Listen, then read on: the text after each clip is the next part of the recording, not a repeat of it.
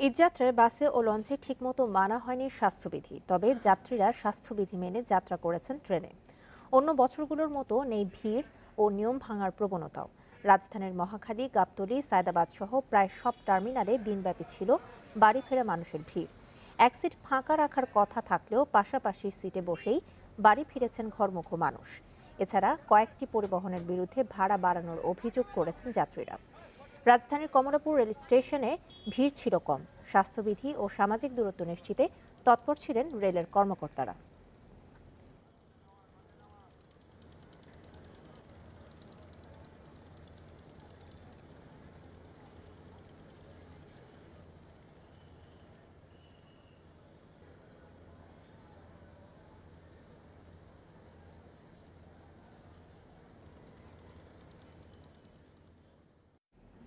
এ নিয়ে আরও জানাতে রাজধানীর গাবতলী থেকে আমাদের সঙ্গে যুক্ত হচ্ছেন সহকর্মী নূরে আলম।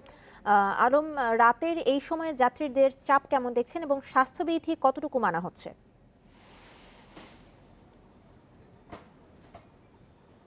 গাবতলী বাস স্ট্যান্ড দিয়ে মূলত উত্তরবঙ্গের যাত্রীরা এখান দিয়ে যায়।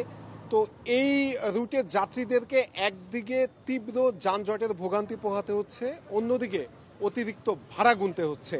আমি যদি এখানকার চিত্র দেখাই, এই যে যানজট দেখা যাচ্ছে, আমি বাসের যারা কর্তৃপক্ষ রয়েছে তাদের সাথে কথা বলেছিলাম। তারা বলছেন যে এই যানজট একদম যমুনা ব্রিজ পর্যন্ত এইভাবেই যেতে হবে, মানে ট্রেনে গাড়ি চলার কোনো অবস্থা এই সড়কটিতে নেই, কারণ পুরো রাস্তা জুড়েই যানজট।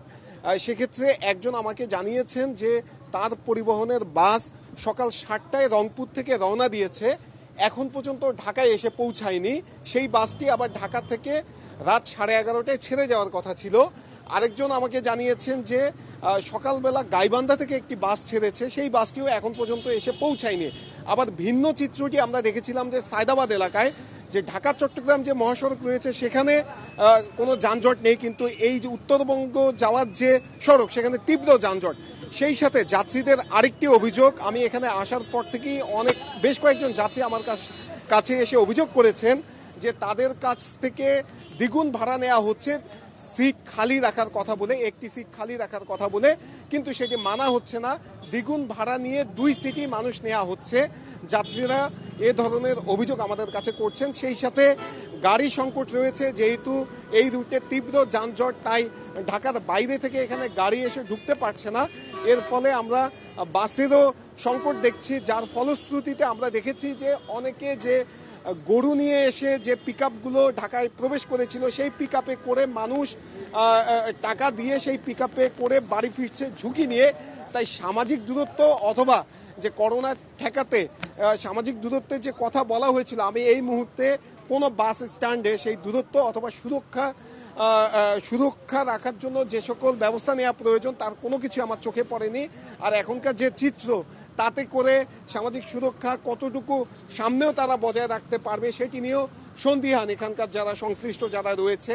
যাত্রীরা বলছে যে তাদেরকে ব্যাপকভাবে হয়রানির মুখে পড়তে হচ্ছে। আমি যদি যানজট দেখাই, একদম শ্যামলী থেকে এই যানজটের শুরু, এবং এই যানজট বাসের যারা কর্তৃপক্ষ রয়েছে তারা বলছেন যে এই যানজট একদম যমুনা ব্রিজ পর্যন্ত।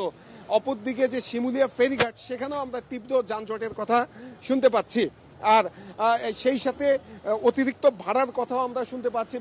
বেশ কয়েকটি পরিবহন অতিরিক্ত ভাড়া আদায় করছে যাত্রীদের কাছ থেকে। তাই বলা চলে যে প্রতিবাদ যেমনটি হয়, যে এই শেষ মুহূর্তে মানুষের যে চাপ পড়ে সেই চাপ আমরা এইবারও দেখছি, কিন্তু সেই সাথে এবার তীব্র যানজট এখানকার যাত্রীদের সঙ্গী হয়েছে। এবং কিছুক্ষণ আগে আমার একজন যাত্রীর সাথে কথা হয়েছে, তিনি আমাকে জানিয়েছেন তার বাস ছিল রাত 10টায়, কিন্তু এখন পর্যন্ত তার বাস এসে পৌঁছায়নি। তাই শেষ পর্যন্ত তিনি দিনাজপুরে যে তার পরিবারের সাথে ঈদ উদযাপন করতে পারবেন কিনা সেটি নিয়ে তারা সন্দিহান। এমনকি বাসের যারা কর্তৃপক্ষ রয়েছে তারা আমাদেরকে বলেছেন যে রাস্তার যে অবস্থা, তাতে করে এখন যদি বাস ছাড়ে সেই বাস পৌঁছতে দুপুর 12টা নাগাদ লেগে যেতে পারে। তাই এই রুটে যারা এখন যাচ্ছে তাদের আসলে কতটুকু তারা ঈদ উদযাপন করতে পারবে পরিবারের সাথে সেটি নিয়ে সন্দিহান। আর সামাজিক সুরক্ষা রক্ষার্থে অথবা সামাজিক দূরত্ব যেটি রয়েছে সেটি রক্ষা করার জন্য যে ব্যবস্থাগুলো নেওয়া প্রয়োজন ছিল, সেই ব্যবস্থাগুলো আমাদের চোখে এখন পর্যন্ত পড়েনি। আমি বেশ কয়েকটি বাস টার্মিনালে ঘুরেছি, কিন্তু সেখানে আমি এ ধরনের কোনো ব্যবস্থা এখন পর্যন্ত আমি দেখিনি।